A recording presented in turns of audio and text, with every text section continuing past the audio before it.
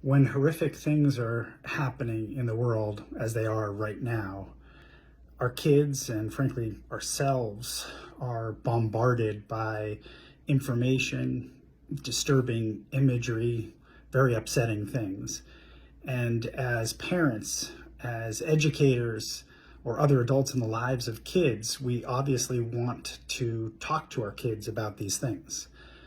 And there's a lot of advice out there about how to talk to your kids about distressing events like this. Having specific words to know that you can say and share is comforting when trying to talk about such challenging topics.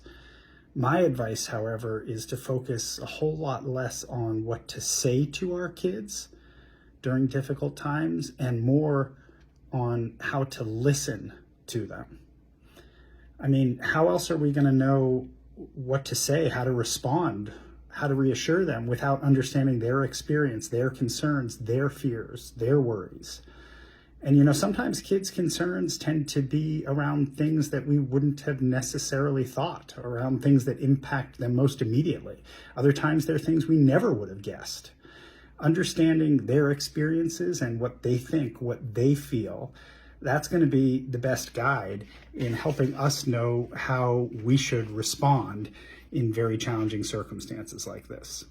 So, how do you bite your tongue and instead actively listen? Start by asking a lot of open-ended questions. What have they heard? What have they seen? What do they think? How do they feel? And if they tell you anything, reflect back to them in your own words what you're hearing to make sure that you're understanding their experience accurately.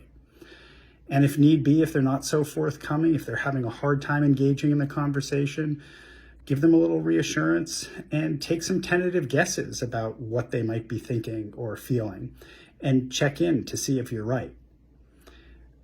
Ultimately, even more than any blanket reassurances we might be able to provide during very difficult times like this, feeling heard, feeling listened to is comforting and calming in and of itself.